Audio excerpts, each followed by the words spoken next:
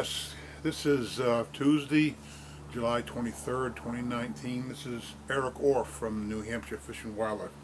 Well, today I'm going to talk about fisher, commonly called fisher cat. So the fisher, actually, there is a lot of misinformation about the fisher here in New Hampshire and a lot of fisher facts. So let's talk a little bit about the myths about fisher. One of the very common beliefs in New Hampshire is that fisher were brought here or reintroduced here after they disappeared from existence by overtrapping and habitat loss. That is not the case. Fisher were always here in New Hampshire, very diminished numbers, which I'll get into in a minute. There also is a common belief that fisher cats, as they actually are commonly called here, scream in the night. They do not. I have held fisher in my neighbor's barn for over a month. They don't make any sound hardly at all. They do this little chortle sound at best. Fisher, to my knowledge, do not scream, or my experience. It's claimed that fisher eat a lot of porcupines. They certainly do eat some. The other common belief is that fisher eat house cats, people's pets. Again, another myth. In 1979, New Hampshire Fish and Game had someone look at fisher's, almost 1,000 fisher stomachs in 1978 and 79.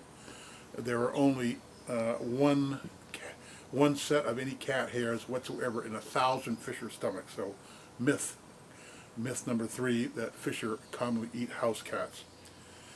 But fisher were not very common in New Hampshire by the Civil War. Like most fur-bearer species, the early pioneers basically wiped most of these fur-bearers, beavers and otters and fisher and stuff out of New Hampshire. There were very few by the Civil War. In this book, this Bible, I really call it, A History of New Hampshire Game and Fur-Bearers by Hellnet Silva's, awesome book. I mean, I've had a couple of copies now for many decades. They're hard to find. I think I found this in like a used bookstore, this hard copy. Very difficult to come by. But if you read in Hellnet Silva's description of the fisher, indeed they were uncommon. The population that they were actually, you could still trap them into the 1920s.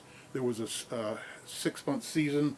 Only 8 were trapped in 1928, 7 in 1929, 10 in 1930. So during the Great Depression, and fisher pelts were worth like $25 or $30 during the Great Depression. So, you know, people would really try, trappers would really try to catch a fisher. It was worth a lot of money. Finally, in 1934, the fisher were protected until the mid-60s. From my knowledge in this book, the fisher had kind of returned in the late 40s and early 50s. In fact, one was trapped in, I think, the town of Hillsborough in 1951.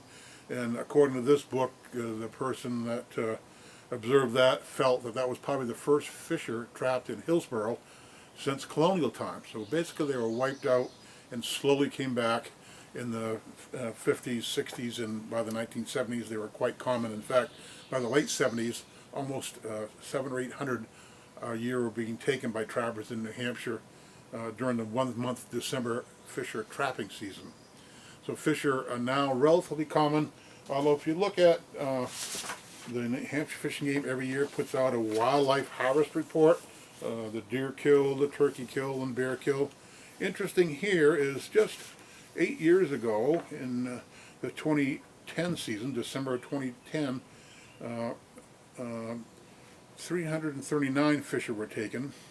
Then the numbers began to dwindle after that, 260 in 2011, 224 in 2013, only 140 in 2015, only 90 in 2016, and a mere 44 during the December of 2017, the last records that are available. So significant reduction in fisher over the last several years. You know, wildlife populations do go up and down over time. In fact, the New Hampshire Trappers Association has been working with the University of New Hampshire. When they take fisher, they gave the carcasses or tissue to UNH, and they discovered a new strain of a new disease, a new strain of distemper, which probably is likely one of the culprits in reducing our fisher population. So fisher are yet relatively common compared to, during the 1800s and early 1900s. We have far more fisher, way more abundant, and as I mentioned, fisher are commonly called fisher cats here. They certainly are not cats. They're not in the cat family. They're in the Mustelidae family. So they're related to mink and otters and weasels and pine marten, which have come back in New Hampshire. A little bit more perspective about some historical perspective. In 1968, 25 fisher were traded for 25 turkeys to West Virginia.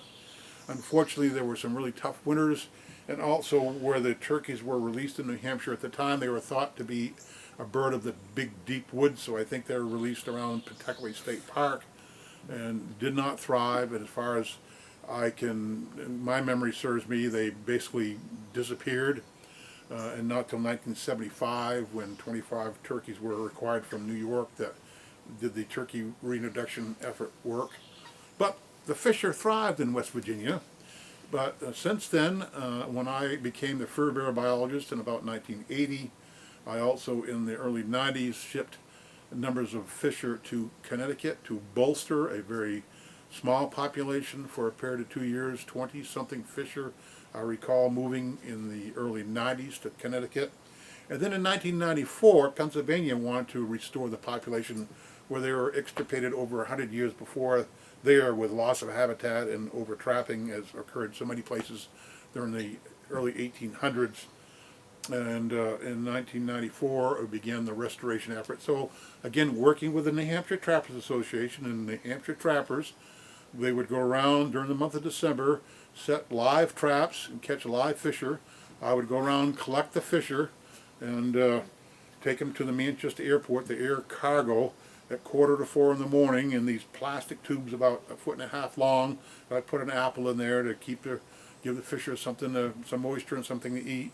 And by noon they would be at Penn State. So between 1994 and 1996, I actually shipped, I think, 175 fisher to Pennsylvania, where they now have a thriving population. So we have helped, the New Hampshire Trappers have helped restore fisher to Connecticut, West Virginia, and Pennsylvania. Fisher are relatively common here.